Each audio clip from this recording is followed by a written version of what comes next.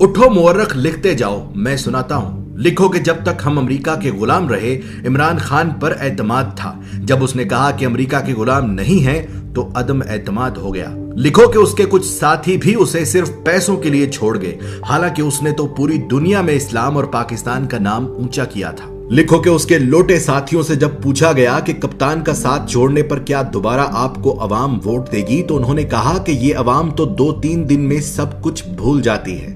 लिखो कि तारीख में पहली मर्तबा अदम एतमाद आया, और वो भी उस वजीर आजम पर जिस पर कोई करप्शन का इल्जाम तक नहीं था। लिखो कि जावेद लतीफ नामी नून लीगी रहनुमा ने सरेआम टीवी चैनल पर कहा कि हाँ, हमने पैसे देकर एमएनएज खरीदे हैं, और ये सुनकर भी इलेक्शन कमीशन नामी मुकद्दस गाय सोई रही। लिखो कि जहां एक निकाह मनसूख करने के लिए भी जज वजह पूछता है, वहां 22 करोड़ आबादी के मुल्क के वजीर आजम को हटाने की वजह न किसी जज ने पूछी, न किसी इलेक्शन कमीशन ने। लिखो कि जहां रिश्वत गुनाह कबीरा में आती है, वहां पैसे और ओहदों के लिए एमएनएज ने डायरेक्ट बोलियां लगवाई। लिखो कि जब इमरान खान ने पाकिस्तान को आजाद करना चाहा, तो उसे झुकाने के लिए सारे सियासतदान मिल गए। लिखो कि इलेक्शन कमीशन ने हमेशा इमरान खान की हुकूमत के खिलाफ फैसले किए, लेकिन वो फिर भी मुकद्दस ही रही। उसने अमीन अली गंडापुर के भाई को सिर्फ अपने हलके में जाने पर नाअहल कर दिया, लेकिन एमएनएज को खरीदने पर बिल्कुल सोई रही। लिखो कि ईमान की इस खरीदो फरोख्त ने फिर से उस अमरीकी को सही साबित कर दिया जिसने कहा था कि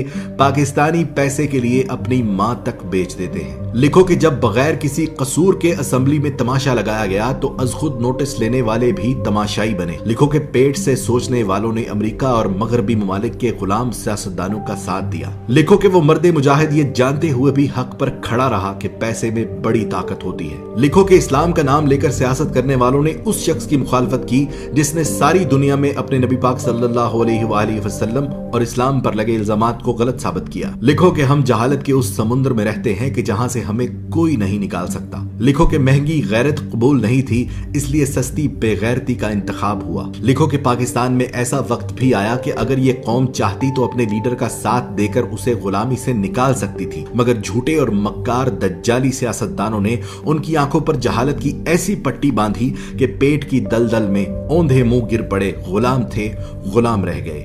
गुलामों के लिए अच्छी खबर यह है कि अल्लाह ने इस कौम पर तरस खाकर एक बहादुर लीडर दिया जो उनकी गुलामी की जंजीरें तोड़ना चाहता है। पर इस कौम ने कहा कि मैं अमेरिका और मगरिब का गुलाम था और रहूंगा। मैं गुलाम इब्ने गुलाम इब्ने गुलाम इब्ने गुलाम। वक्त ने साबित किया कि बर्रे सगीर की यह मिट्टी बड़ी बेवफा है। ये अपने जगाने वालों को खुद मार देती है। जैसे बंगालियों ने मार दिया मुजीबुर रहमान को, पाकिस्तानियों ने मार दिया लियाकत अली को, और गांधी को मार दिया हिंदुओं ने। इसी तरह इमरान खान जो पाकिस्तान को पांव पर खड़ा करना चाहता है, इंसाफ का निजाम कायम करना चाहता है, गरीब और अमीर को एक जैसी जिंदगी देना चाहता है, उसकी जिंदगी में भी कुछ ऐसा ही मोड़ है। देखना सिर्फ ये है कि क्या हमने तारीख से कुछ सीखा, क्या हमने अल्लाह पर भरोसा करना शुरू किया, या आज भी हमारा भरोसा अमेरिका और यूरोप पर है। मेरी दुआ उसके लिए जो हक पर है, मेरी दुआ उसके लिए जो पाकिस्तान का सोचता है, मेरी दुआ सिर्फ उसके लिए जिसका ईमान सिर्फ और सिर्फ अल्लाह पर है। पाकिस्तान